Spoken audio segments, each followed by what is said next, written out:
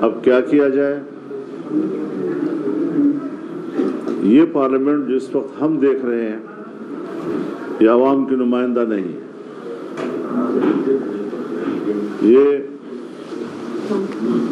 دھاندلی کی پیداوار ایک پارلیمنٹ ہے جس میں کچھ لوگ اپنے آپ کو حکمران کہلائیں گے اور قوم کے دلوں پر وہ حکومت نہیں کر سکیں گے۔ ان کے جسموں پہ تو شاید حکومت کر سکیں لیکن قوم دل سے اس کو تسلیم نہیں کرے گی۔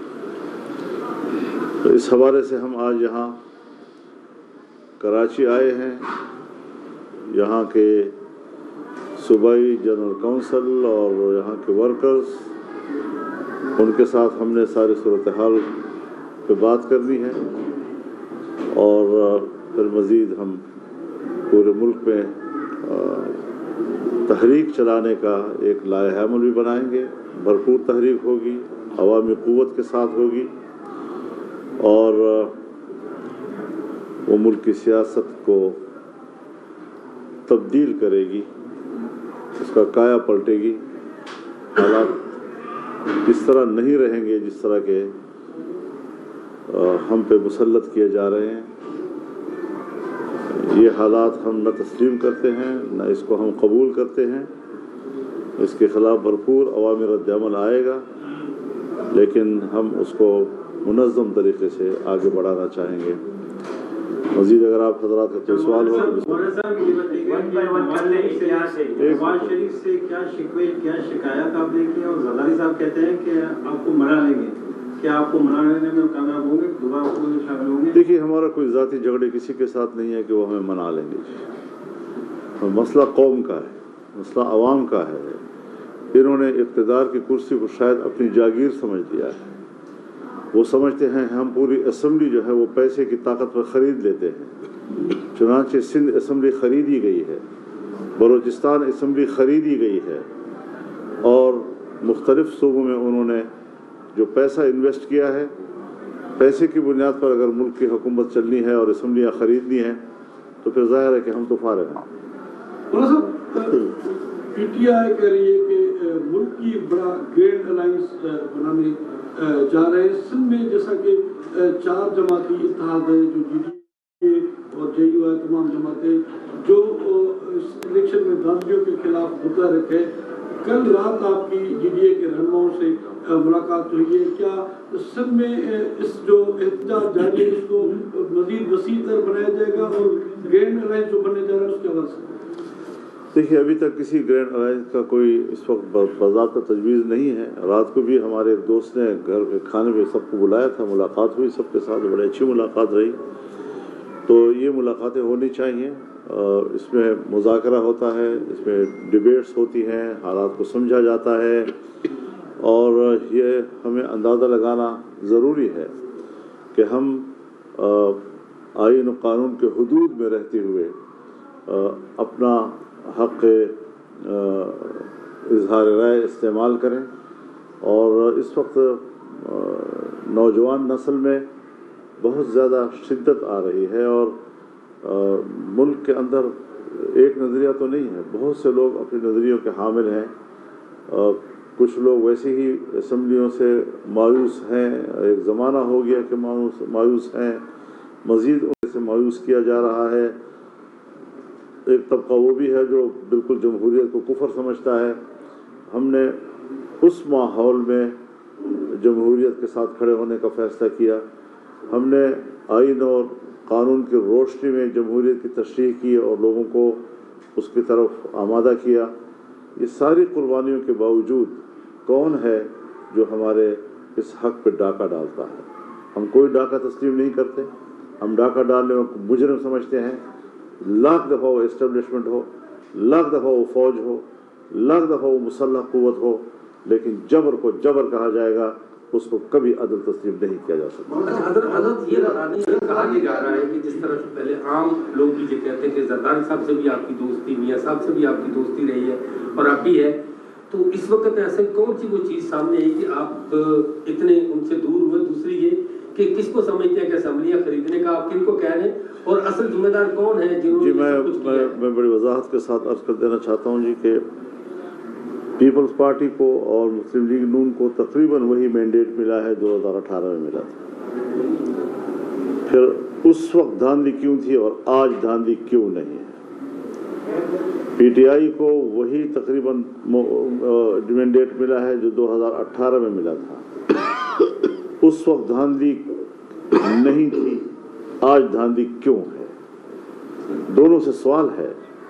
لیکن جمعیت علماء اپنے اصولی موقف پہ قائم ہے. دھاندلی 18 میں ہوئی ہے تب بھی دھاندلی ہے، دھاندلی 2024 میں ہوئی ہے تب بھی دھاندلی ہے. جہاں تک پارٹیوں کا تعلق ہے، ضرور سب دوست تشریف لائے ہیں، ان کے اکابرین تشریف لائے ہیں، ہم نے ان کو احترام دیا ہے. احترام کا رشتہ تو پہلے بھی رہا ہے، آئندہ بھی رہے گا. پی ٹی آئی کے وفود بھی آئے ہیں، ایک سے زیادہ مرتبہ وہ تشریف لائے ہیں، ہم نے ان کو بھی احترام دیا ہے، عزت دی ہے. اور سیاست میں آپ جانتے ہیں کہ ہم نے کبھی بھی تلخی کو فروغ نہیں دیا، تعصبات کو فروغ نہیں دیا، گالم گلوچ کو فروغ نہیں دیا. موقف لیا ہے، اتفاق رائے بھی کیا ہے، اختلاف رائے بھی کیا ہے، اعتدال کے ساتھ اور دلیل کے ساتھ کیا ہے. لیکن میں آپ کو اطمینان دلاتا ہوں کہ اب تک ہم اپنے موقف پہ قائم ہیں. پارلیمنٹ میں جائیں گے، احتجاجی اور تحفظات کے طور پر ہم جائیں گے. کوئی ووٹ ہم نے استعمال نہیں کرنا. اور انشاءاللہ العزیز ہماری جو دوست جماعتیں جو ہمارے پاس تشریف لائے، بار بار لائے، انشاءاللہ اب وہ اصرار نہیں کریں گے. ہم نے اپنے موقف ان کو تقریباً منوا لیا ہے.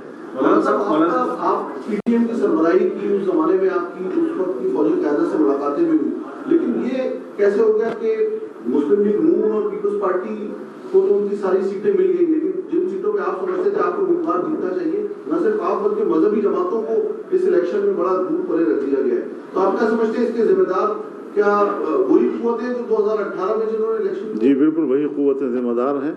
یہ بین الاقوامی دباؤ میں بھی رہتے ہیں.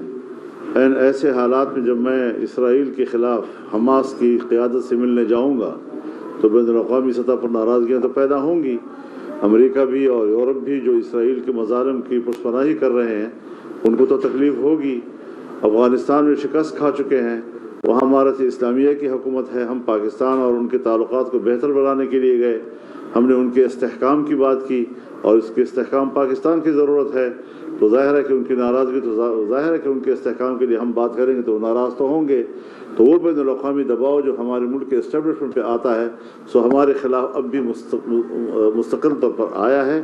اور یہاں پر بھی جن لوگوں کو یہ خطرہ تھا کہ شاید فضل الرحمان آنے والے وقت میں ہمارے مقابلے میں صدارتی امیدوار بن سکے گا، انہوں نے بھی اپنی تجوریاں کھولی ہیں. یہاں سے لے لیجیے، یہاں سے 3 ہو گئے، یہاں سے لے لیں. وزیر اعظم کے لیے آپ نے اپنے رائے یا ووٹ جو ہے وہ استعمال نہیں کیا، صدر کے امیدوار کے لیے بھی یہی فیصلے پہ قائم ہے یا ووٹ استعمال کریں گے؟ اسی فیصلے پہ قائم ہیں.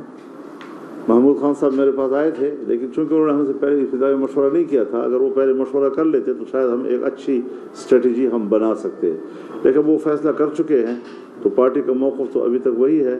اب ایک طرف میری خواہش ہے کہ میں محمود خان اجزی کو ووٹ دوں، لیکن ایک طرف میری پارٹی کا فیصلہ ہے جس کی اطاعت مجھ پر واجب ہے.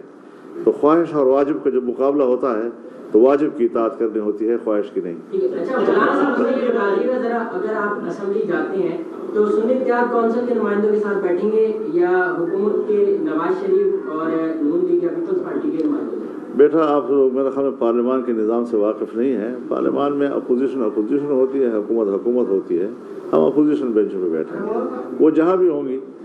تو جسم سے تو میری کوئی لڑائی نہیں ہے نا، فکر اور ذہن اور دماغ سے کوئی اختلاف ہو سکتا ہے، لیکن جہاں پر بھی اپوزیشن کی نشستیں ہوں گی وہیں پر ہم بھی بیٹھے ہوں گے. صاحب آپ دیکھیں یہ ملک میں اس طرح جو دھاندلی اور یہ اس طرح چلتا ہے جو کرتے آ رہے ہیں سالوں سے، آپ کو نہیں پتا ہے تو اس کو کس طرح روک سکتے ہیں آپ عوام؟ کیونکہ ہر کوئی تو اس کو حضرت اس کے لیے دو چیزیں ضروری ہے. ایک عوامی بیداری اور ایک سیاستدانوں کے کمٹمنٹ. یہ غلط بات ہے اگر میں ہوں تب میں بھی غلط ہوں، اگر کوئی اور ہے تو وہ بھی غلط ہے کہ ہم جمہوریت کی بات بھی کرتے ہیں، ہم آمروں کے خلاف آواز بھی بلند کرتے ہیں، جیلوں میں بھی جاتے ہیں، کارکنوں کو بھی پٹواتے ہیں، عوام پر بھی تکلیفیں گزارتے ہیں، لیکن جب اقتدار کا مرحلہ آتا ہے تو ہم پھر انہی قوتوں سے اقتدار کی بھیک مانگتے ہیں۔ یہ رویہ جب تک رہے گا سیاستدانوں کا، پاکستان میں جمہوریت نہیں آ سکے گی، ہمیشہ ان کی خواہش کی حکومتیں بنتی رہیں گی۔ لہذا سیاستدانوں کو پہلے اپنی کمٹمنٹ ٹھیک کرنی چاہیے کہ وہ جب ایک جمہوریت پر یقین رکھ لیں تو پھر وہ جمہوریت ہی کے لیے بات کریں، پھر وہ یہ سودے بازیاں نہ کریں، نہ پیسوں کا سہارا لیں، نہ آمرانہ قوتوں کا سہارا لیں۔